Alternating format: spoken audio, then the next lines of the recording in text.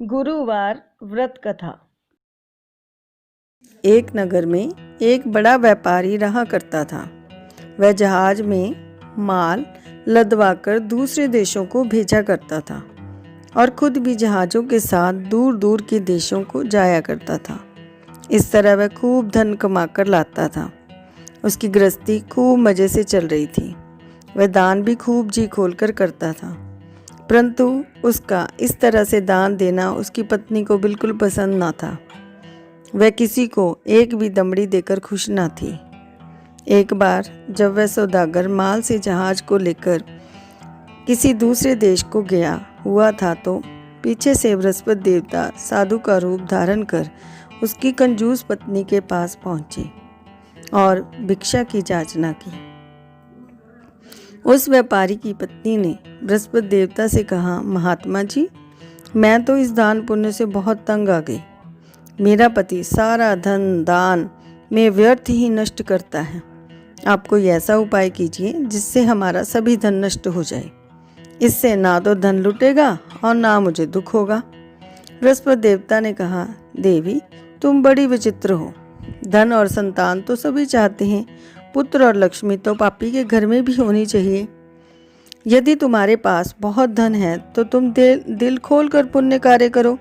भूखों को भोजन खिलाओ, प्यासों को पानी पिलाओ, यात्रियों के लिए धर्मशालाएं बनवाओ। कितने ही निर्धनों की बैठी हैं, उनका विवाह संपन्न कराओ। और भी अनेक पुण्य कार्य हैं जिनको करके तुम्हारा लोक परलोक सार्थक हो सकता है। लेकिन व्यापारी की स्त्री बड़ी ढीठ थी। उसने कहा, महात्मा जी, मैं इस विषय में आपकी कोई बात नहीं सुनना चाहती। मुझे ऐसे धन की कोई आवश्यकता नहीं जो दूसरों को बांटती फिरूं। बृहस्पति देवता बोले, यदि तुम्हारी ऐसी ही इच्छा है तो फिर ऐसा ही होगा। तुम 7 बृहस्पतिवार गोबर से घर लीपकर पीली मिट्टी से अपने केशों को धोना, भोजन में मांस मदिरा ग्रहण करना, कपड़े धोना, बस तुम्हारा सारा धन नष्ट हो जाएगा। इतना कहकर बृहस्पति देव अंतर्ध्यान हो गए। उस औरत ने बृहस्पति देवता के कहे अनुसार 7 बृहस्पतिवार वैसा ही करने का निश्चय किया। केवल 6 गुरुवार बीतने पर ही उस स्त्री का संपूर्ण धन नष्ट हो गया और वह स्वयं भी परलोक सिधार गई।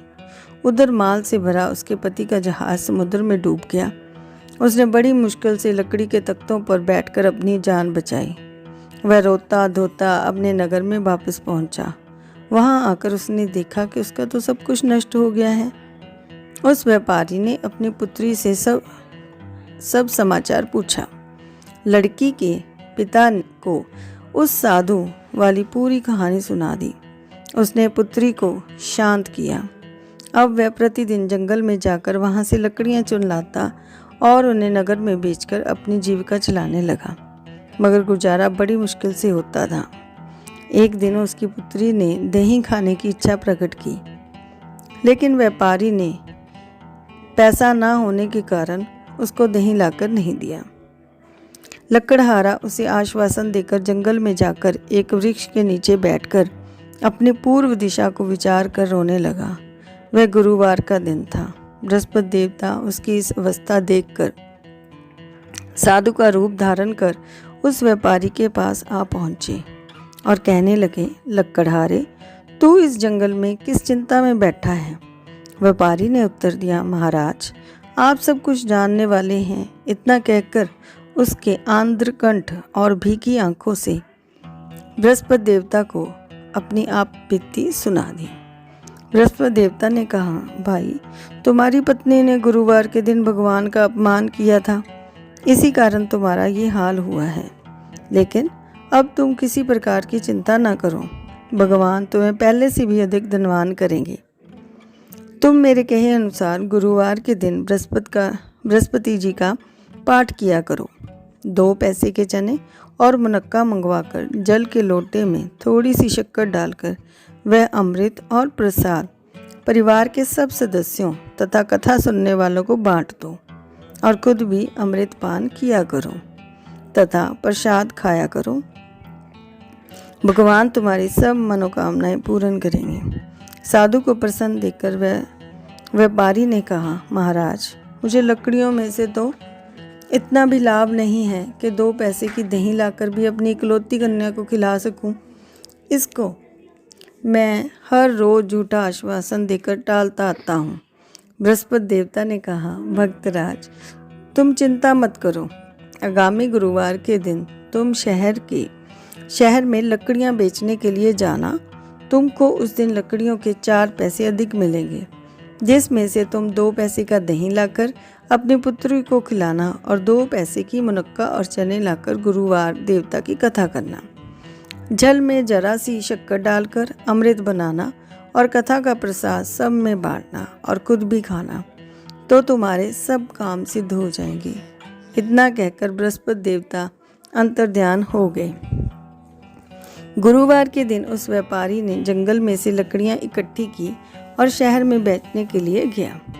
उसको उस दिन 4 पैसे अधिक मिले, जिसमें से 2 पैसे की दही लाकर उसने अपनी लड़की को दे दी और 2 पैसों के चने और मुनक्का लेकर अमृत बनाकर प्रसाद बांटा और प्रेम से खाया। उसी दिन में उसकी सब कठिनाइयाँ दूर होने लगी, परंतु अगले गुरुवार को वह बृहस्पति देवता की कथा करना भूल गया। शुक्रवार को उस नगर के राजा ने आज्ञा दी कि कल मैंने एक बहुत बड़े यज्ञ का आयोजन करवाया है, अतएव कोई भी व्यक्ति अपने घर में अग्नि न जलाए और समस्त जनता मेरे यहाँ आकर भोजन करे। जो इस आदेश की अवहेलना करेगा उसे सूली पर लटकाया जाएगा। राजा की आज्ञा अनुसार अगले दिन सब लोग राजा के महल में भोजन करने गए, लेकिन वह व्यापारी और उसकी लड़की दोनों तनिक विलंब से पहुंचे। अतएव राजा ने उन दोनों को अपने महल के अंदर ले जाकर भोजन करवाया। जब वह पिता पुत्री भोजन करके वापस आ गए तो महारानी की दृष्टि उस खूंटी पर पड़ी जिस पर उसका 9 लखा हार टंगा हुआ था। उस खूंटी पर अब हार नहीं था। महारानी को विश्वास हो गया कि उसका हार लकड़हारा और उसकी लड़की ले गए हैं। फौरन सिपाहियों को बुलवाकर दोनों बाप बेटी को कैद करवाकर जेल में डाल दिया गया। कैद खाने में पड़कर बाप बेटी दोनों अत्यंत दुखी हुए। वहाँ इन्होंने बृहस्पति देवता का स्मरण किया। बृहस्पति देवता वहीं प्रकट हो गए और व्यापारी से कहने लगे, भक्तराज तुम पिछले सप्ताह बृहस्पति देवता की कथा करना भूल गए थे, इसलिए तुम्हारा ये हाल हो गया है। परंतु तुम किसी प्रकार की चिंता ना करो।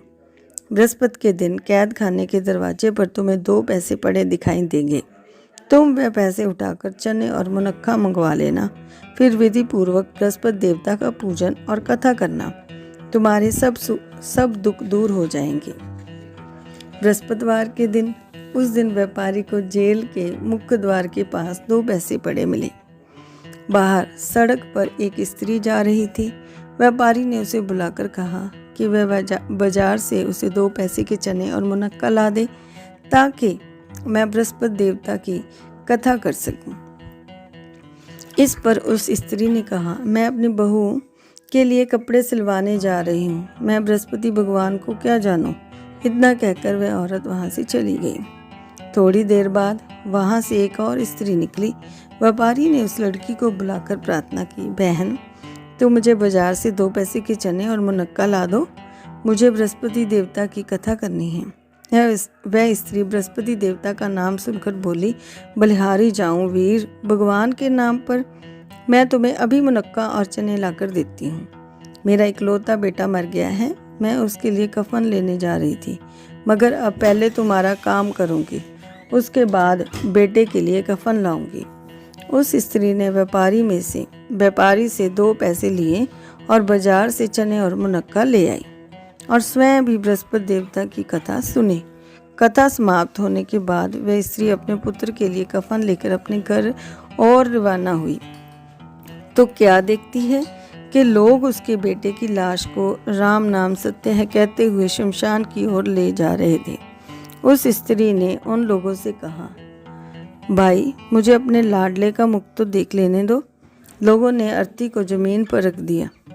तब उस स्त्री ने अपने मृत पुत्र के मुख में प्रसाद और अमृत डाला।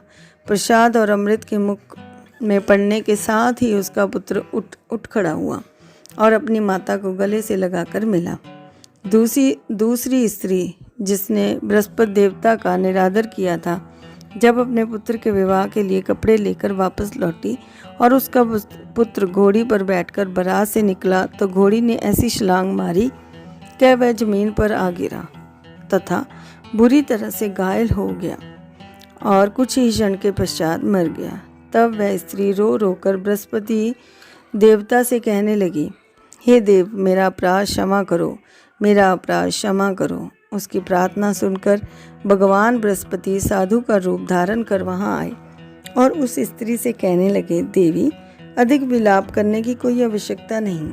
तुमने गुरुवार देवता का निरादर किया था, जिसका परिणाम तुम्हें मिला है। तुम जेल खाने जाकर भक्त से क्षमा याचना करो, उससे सब कुछ ठीक हो जाएगा। वह स्त्री फिर जेल खाने पहुंची और मुख्य द्वार के पास जाकर वह व्यापारी से हाथ जोड़कर कहने लगी, भक्तराज, मैंने तुम्हारा कहा नहीं माना, मुनक्का और चने लाकर तुम्हें नहीं दिए। इससे गुरुवार देवता मुझसे रुष्ट हो गए, जिसके कारण मेरा इकलौता लड़का घोड़ी से गिरकर मर गया। व्यापारी ने कहा, माता, तू चिंता मत कर, गुरुवार देवता सब कल्याण करेंगे। तुम अगले गुरुवार को आकर बृहस्पति देवता की कथा सुनना।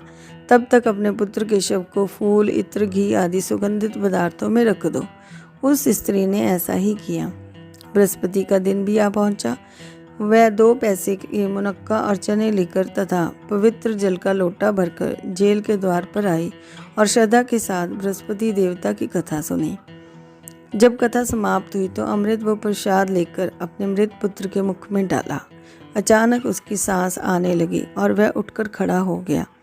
पुत्र को लेकर वह महिला खुशी से अपने घर को रवाना हुई और बृहस्पति देवता के गुण गाने लगी।